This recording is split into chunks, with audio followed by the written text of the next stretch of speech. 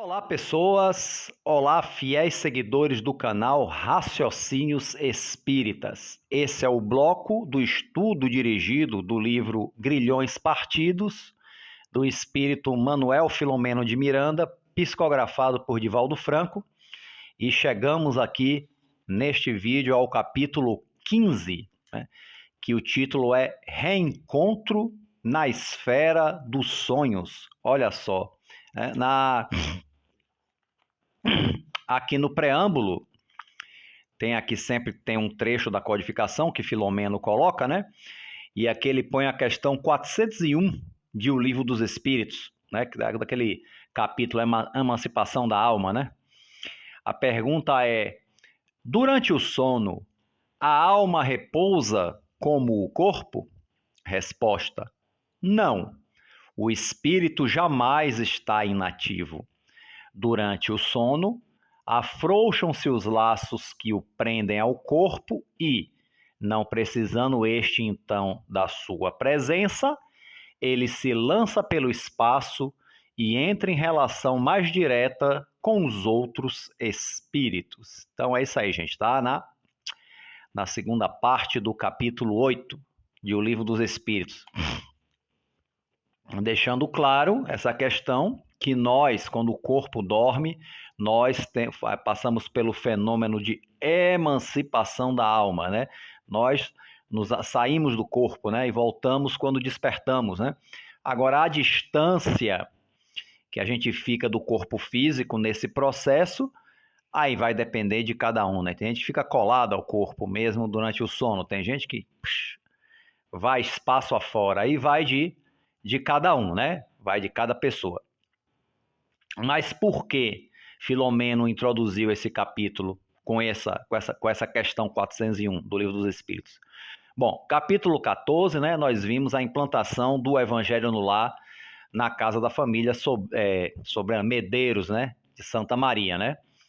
A implantação do Evangelho no Lar foi um momento de muita emoção, inclusive, né? E o capítulo 15 segue-se essa experiência, ainda dizendo que, deixando claro que a psicosfera ambiente da casa da família Medeiros melhorou muito, né? Saiu por causa da tristeza, né? Da profunda tristeza, da revolta, da desesperança, a psicosfera da casa deles, da elegante casa, né? A casa muito elegante, não era boa, né? Era uma psicosfera sombria, né? E que se afinava com espíritos da mesma vibração, né? Da mesma afinidade. Então, com o clima de oração, uma coisa natural é que estes espíritos se afastaram, né? Isso já é relatado aqui já no início do capítulo, né? Devido dava-se curso à técnica fluidoterápica a benefício de Esté, também ajudando a família. Não ajudava só ela especificamente, havia também um socorro à família que também, né, vamos dizer assim, um problema de Esté não é um problema só dela, é um problema que tem a ver também com a família, com um grupo familiar, como está naquela introdução, na prolusão, né? Que ele deixou bem claro isso no grupo familiar, né? Que é a última parte, né? Que é o último item. Então, o que vai acontecer?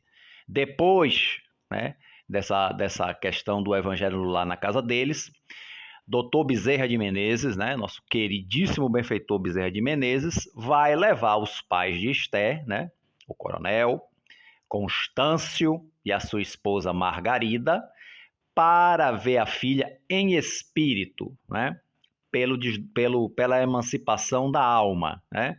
Então, quando eles vão ao sono, né, e eles se desprendem do corpo, Dr. Bezerra vem diante deles e os esclarece sobre isso, que os surpreende muito, né? Os que os surpreende muito. Agora, antes, Dr. Bezerra dá algumas instruções para eles, que era necessário que os dois mantivessem um necessário equilíbrio para não perturbar o trabalho que viria a ser feito, né? Não perturbar o trabalho da caravana, né? e saber serem fraternos também com o perseguidor que vai estar lá presente, né? Porque o socorro não é só para Esté, o socorro é também para o seu perseguidor implacável, né? Nesse processo de obsessão. Então, ele dá aqui alguns esclarecimentos, né, para o casal, o que eles não apreendem na totalidade, né, por falta de experiência em incursões como essa, mas aprendem um suficiente, né? E deixando claro que aquilo ali vai ser um socorro inicial, que outras... quer dizer, que o socorro inicial não, o socorro inicial já foi dado, mas que ali é uma parte do socorro, que outras providências mais profundas ainda serão tomadas depois, né? Que aquele momento que ele vai visitar a filha não é o momento que ela vai estar totalmente livre, né? Ele até fala a questão aqui de milagres, né? Que não haverá um milagre. Esse texto aqui eu até destaquei aqui, ó. Recorremos, ou melhor, recorremos não, recorreremos, né? Recorreremos à proteção divina. Recorreremos à proteção divina, no entanto, não nos é lícito aguardar milagre, ao qual não existe, nem tampouco regime de exceção, que significaria privilégio, que reconhecemos não merecer. O milagre, bota uma aspa aí, resulta do trabalho salutar, adredemente realizado, que funciona a tempo próprio e justo, né? Ou seja, não é milagre, é trabalho que traz uma consequência que chamamos de bênção, né? E que bênção finalizar um processo obsessivo, sobretudo um processo obsessivo tão doloroso, né? Que quem lê o livro sabe que Esté está passando e, consequentemente, a sua família também, né? Está passando. Ok? Então, ele falou, né, para os pais que estamos no pórtico de graves e superiores cometimentos e que justo referimos às responsabilidades de deveres novos, né? Então, pronto. Então, eles vão visitar Esté, o que deixa os pais, né, muito alegres, mas chama a atenção, né, como eu já falei aqui, para eles manterem o equilíbrio, né, para não prejudicar o trabalho, né, daquela caravana que estava na caravana. Está junto o autor espiritual, né, Filomeno. E aí, outro trecho dessa coisa, é uma conversa comprida que eu não vou botar toda aqui, né? É importante que quem está acompanhando esse estudo esteja lendo também o livro, né? Ou já tenha lido, né? Mas eu queria aqui destacar que ele fala também aqui para o casal, o Dr. Bezerra. A dor é bênção, bem o sabemos. Caminho de ascensão espiritual, porta de serviço por cuja soleira transitamos na direção dos rumos mais expressivos e relevantes. Ajudar é realização de autossocorro com que nós despojamos das mazelas antigas e dos gravames próximos. Então, assim, isso aqui lembra muito aquele texto, A Paciência, né, do Evangelho segundo o Espiritismo, do Espírito Amigo, né, que a dor é uma bênção que Deus, né, dá aos seus eleitos. Quando nós sabemos usar a dor como ferramenta de crescimento e não como desespero, né?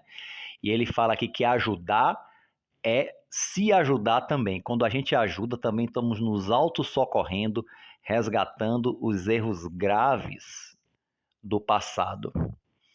Ok?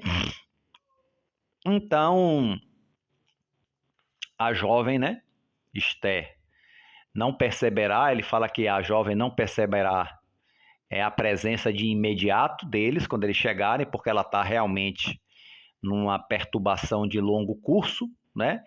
Ela está muito, assim, ebetada, não sei se o nome é esse, né? Mas ela está, mesmo em espírito, mesmo quando ela está dormindo fora do corpo, é como se ela tivesse inconsciente, né?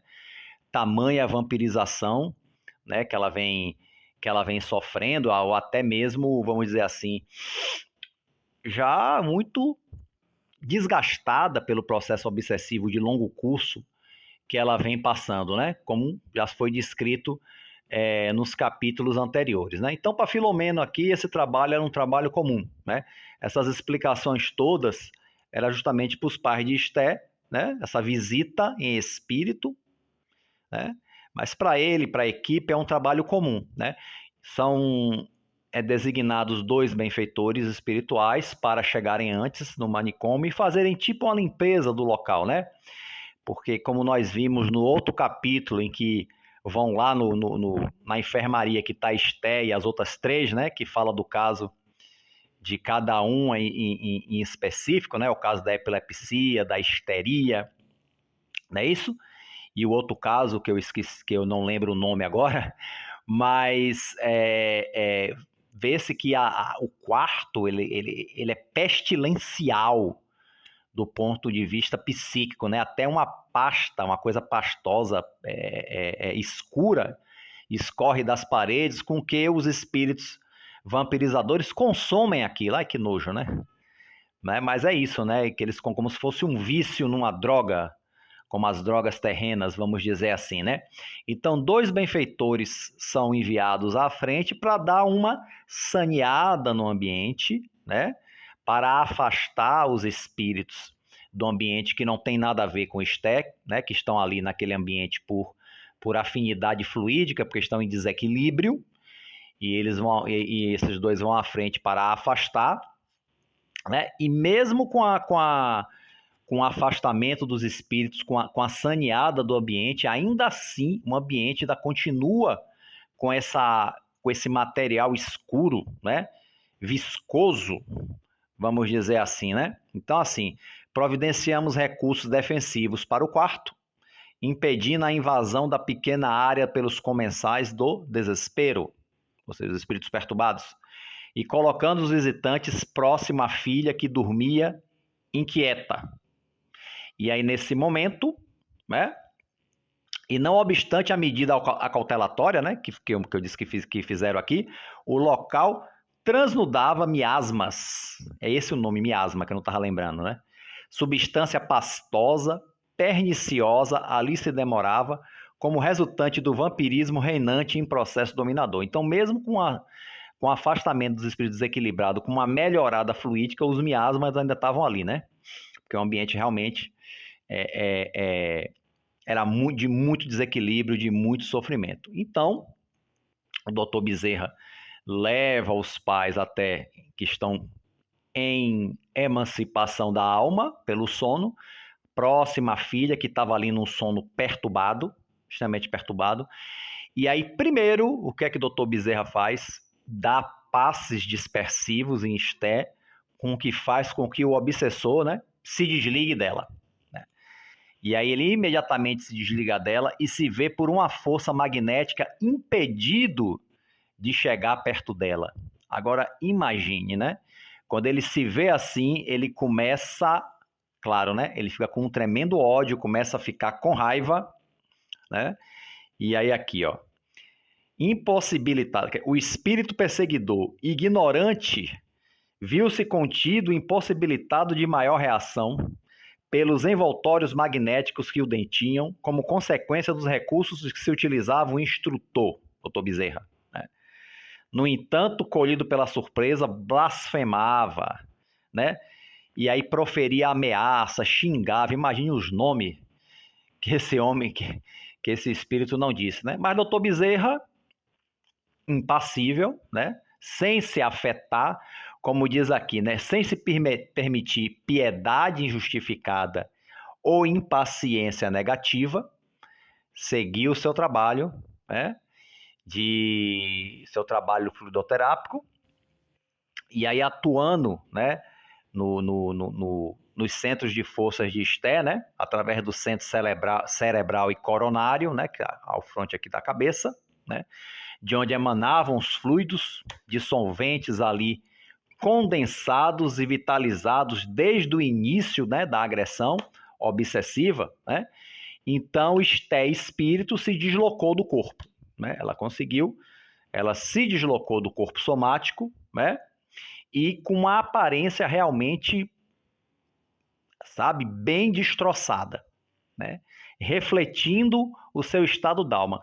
Inclusive, Filomeno dá até um exemplo que tem pessoas que, pelos embates da vida, o corpo físico é bastante sofrido, né? Bastante sofrido.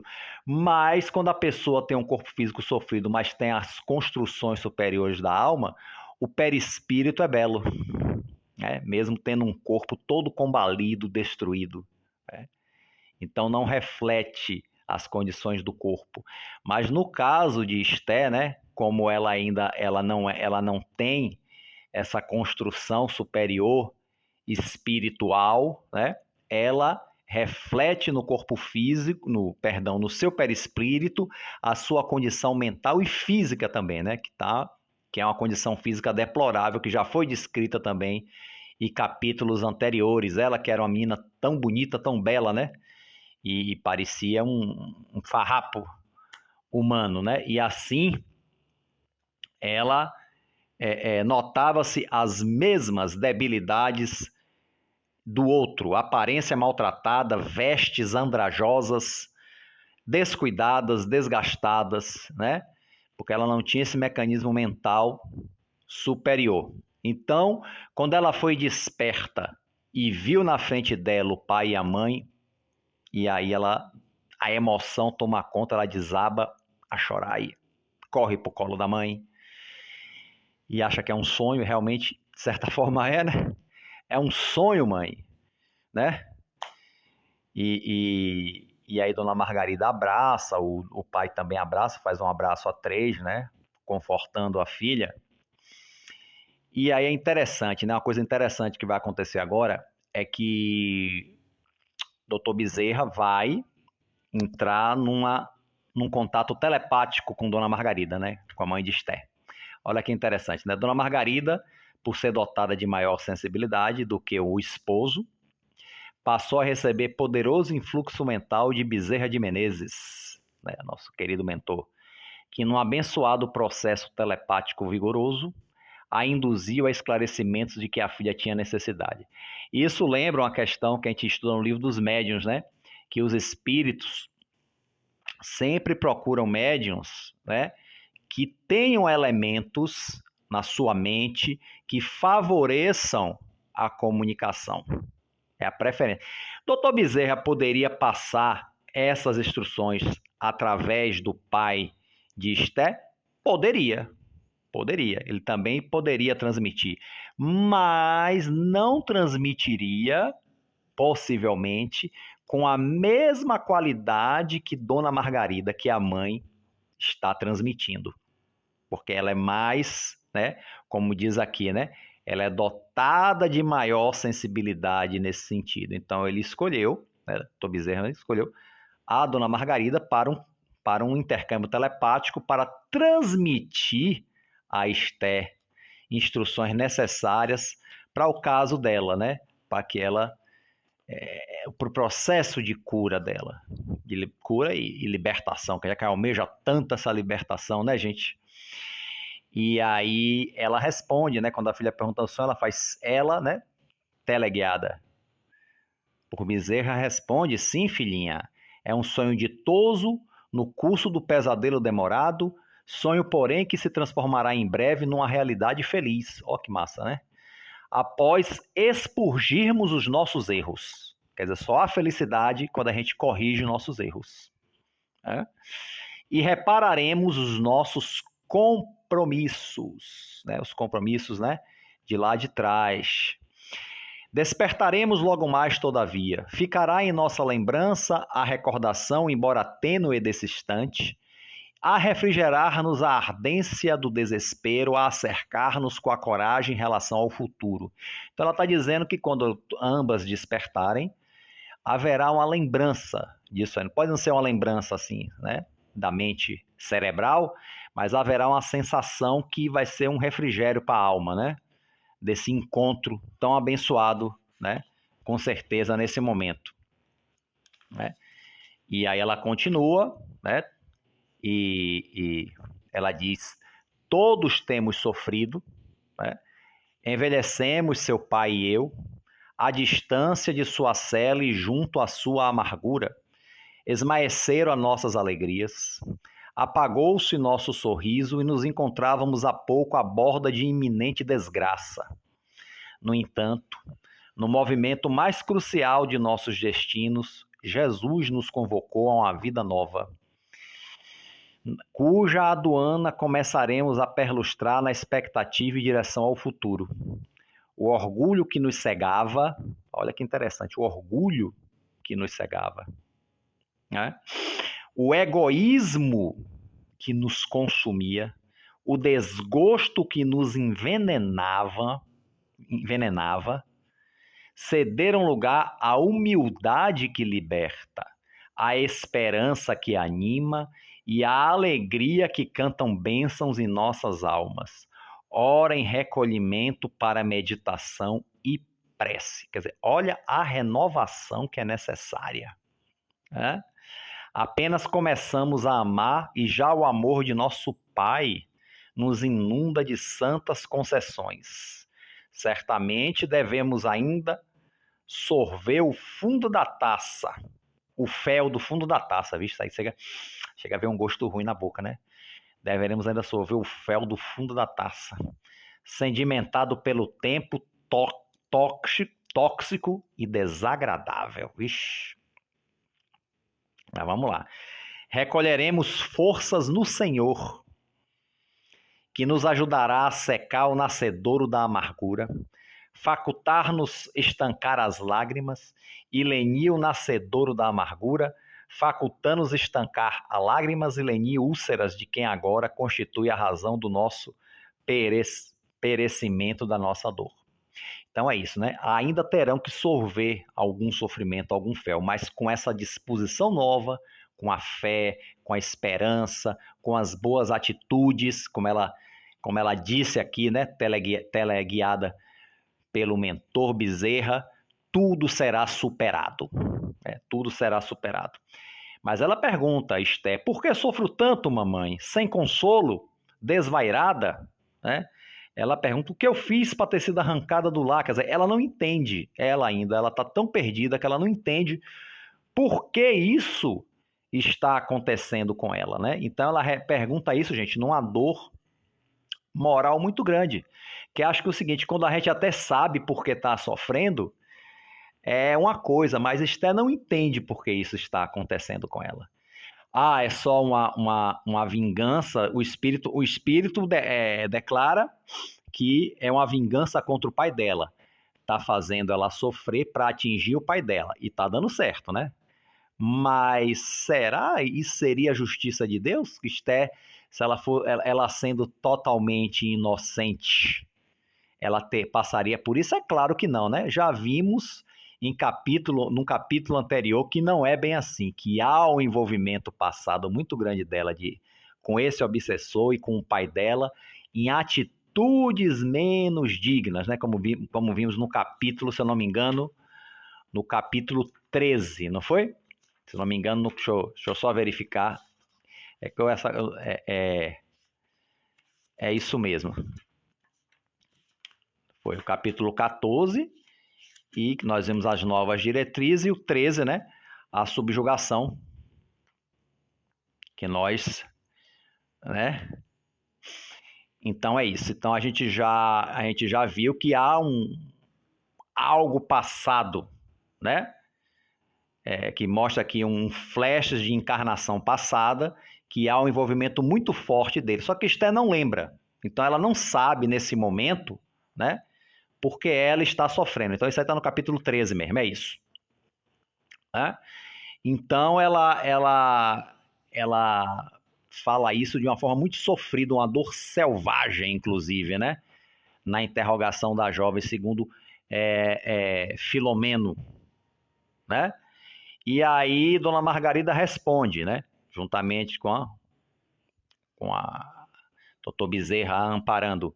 Tudo que nos acontece procede de nós mesmos. Somos agentes próximos ou remotos dos sucessos felizes ou ditosos que nos surpreendem, né?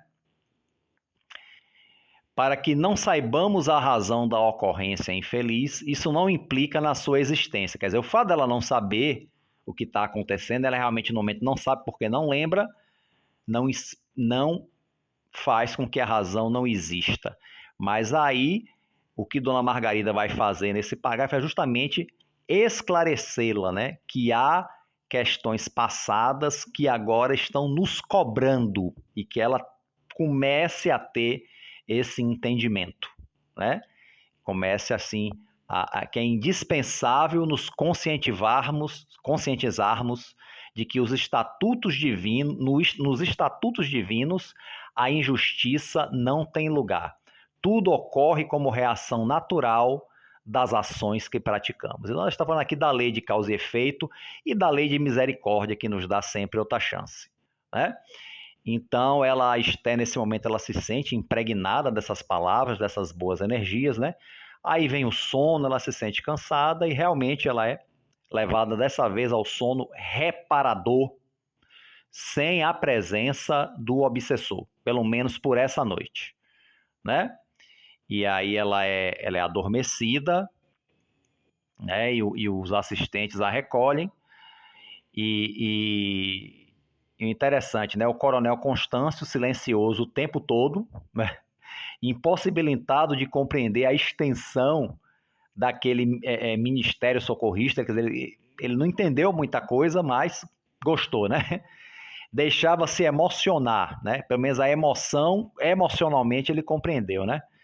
Como se estivesse libertando-se do torniquete da angústia que o dilacerava cruelmente. Então ele sentiu tirar dele também um peso que o oprimia, mesmo não entendendo exatamente o que estava acontecendo, né?